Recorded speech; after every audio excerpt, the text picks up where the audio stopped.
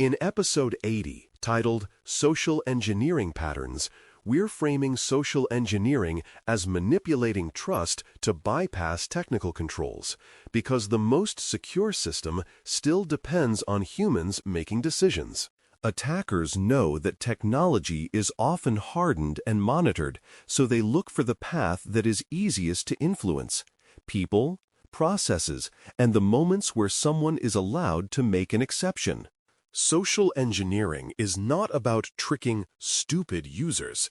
It's about exploiting predictable human responses to pressure, ambiguity, and the desire to be helpful. When defenders treat social engineering as a training-only problem, they miss the real control surface, which is the workflow that determines what happens when someone asks for access, credentials, or resets. This episode focuses on common patterns and how to respond safely and consistently, because the exam and real-world operations both reward process discipline over clever improvisation. The goal is to recognize the tactic, name the trigger it's exploiting, and choose a verification-focused response that protects accounts and preserves trust.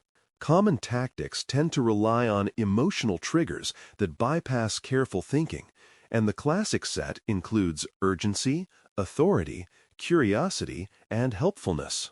Urgency works because people do not want to be the reason something breaks, so they skip steps to fix it now. Authority works because people are trained to comply with leaders, executives, and official-sounding roles, especially when the attacker uses confident language and plausible context.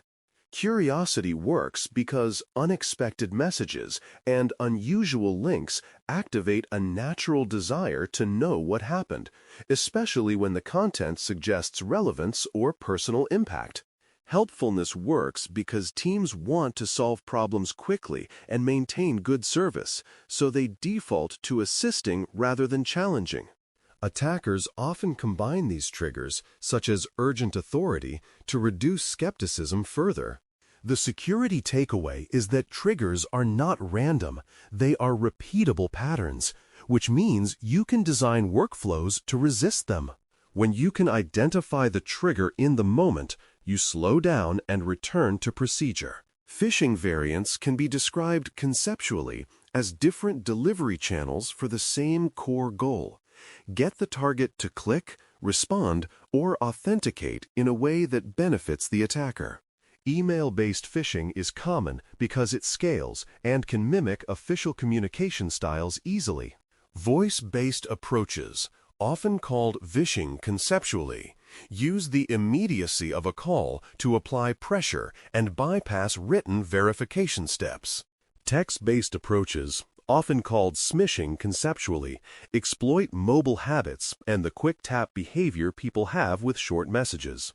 Targeted approaches use personal or organizational details to appear credible, which increases success because the message feels specific rather than generic.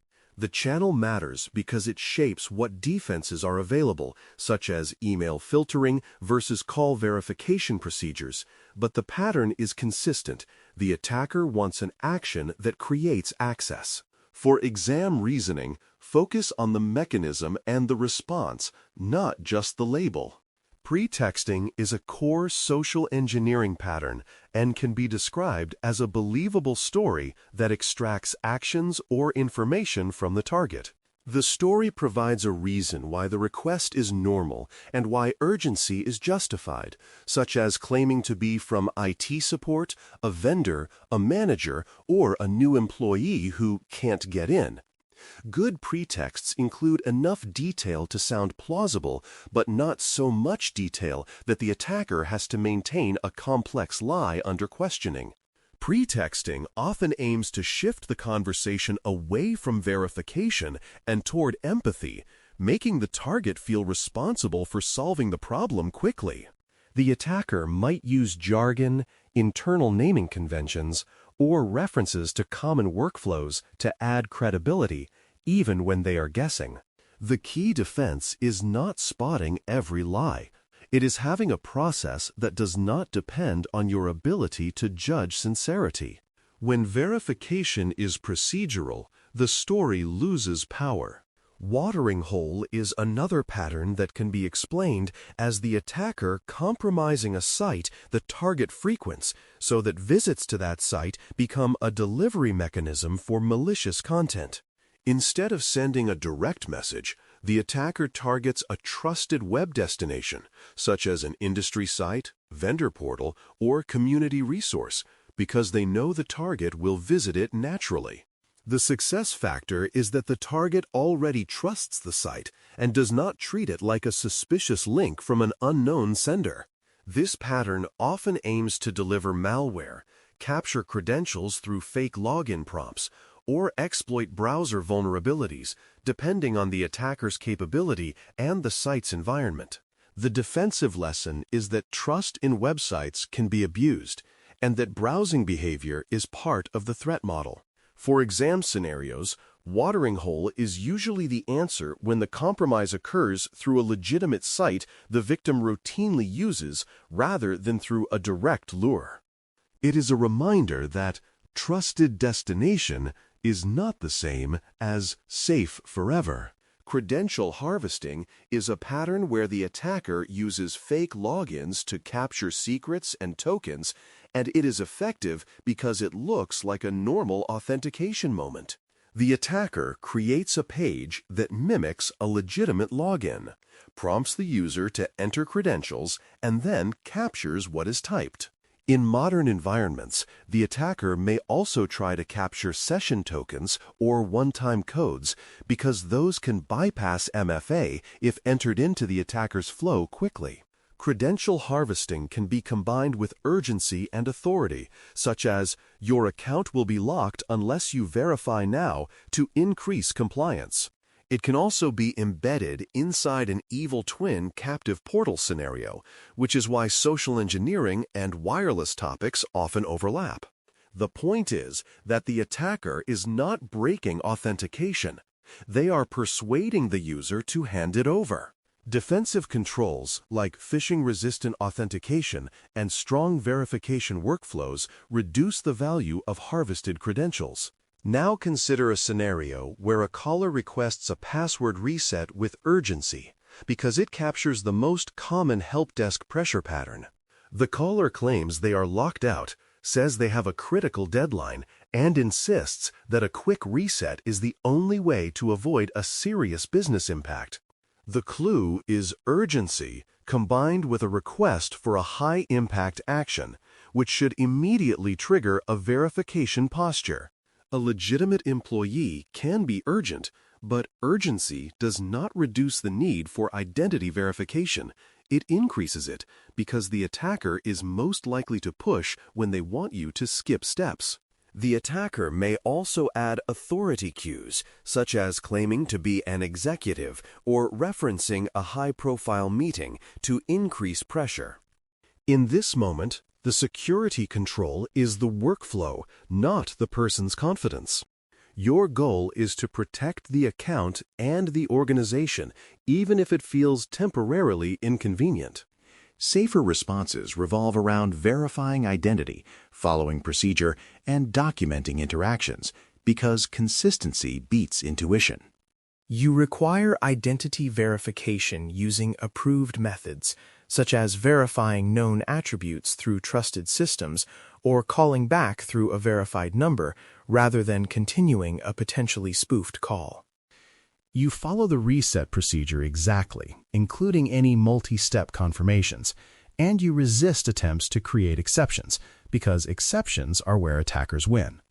You document the request, the verification steps performed, and the outcome, because documentation creates accountability and enables detection of repeated patterns across multiple calls. You also escalate appropriately when the request is unusually urgent or when the caller resists verification, because resistance is itself a signal. The key point is that you do not argue about trust, you enforce the process that establishes it. When the process is clear, the safest response becomes automatic.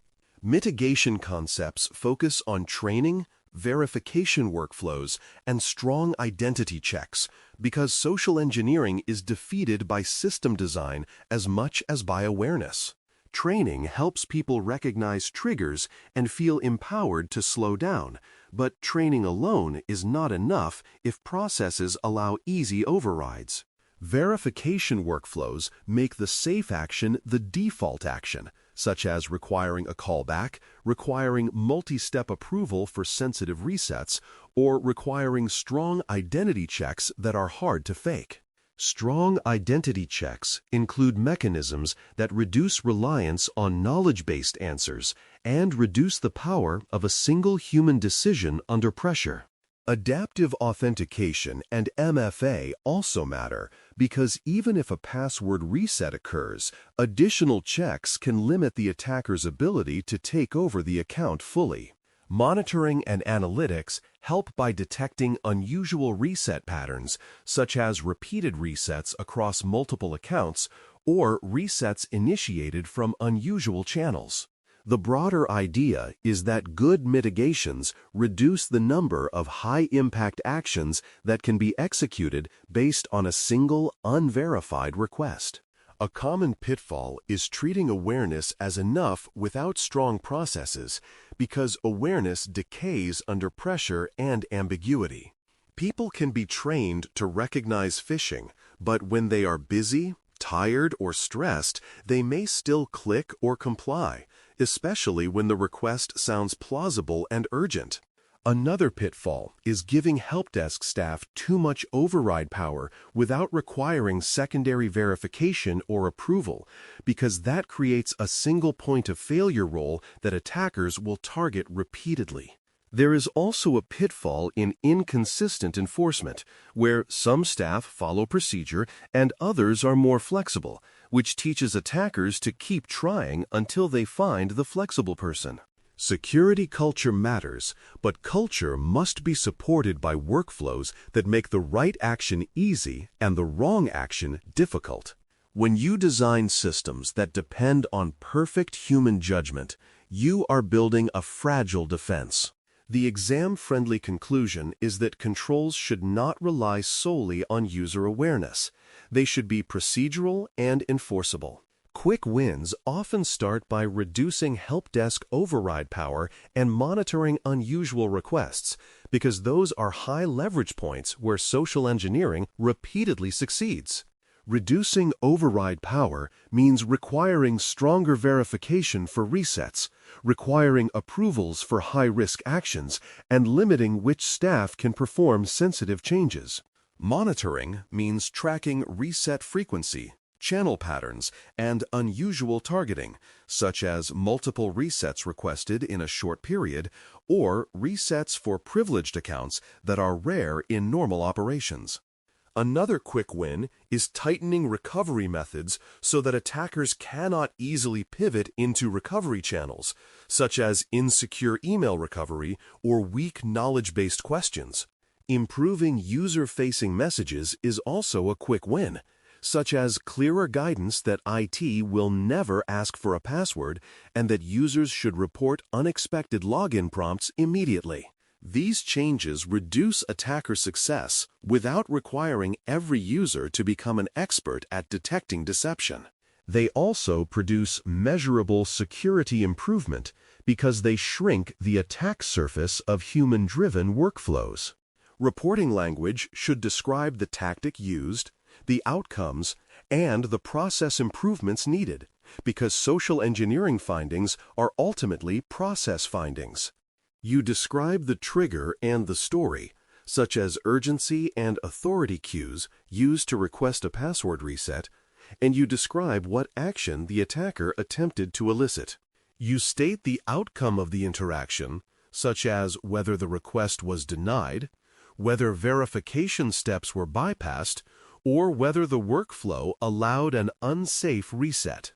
You recommend process improvements in concrete terms, such as enforcing callbacks, requiring multi-step verification, restricting resets for privileged accounts, and improving monitoring for repeated attempts.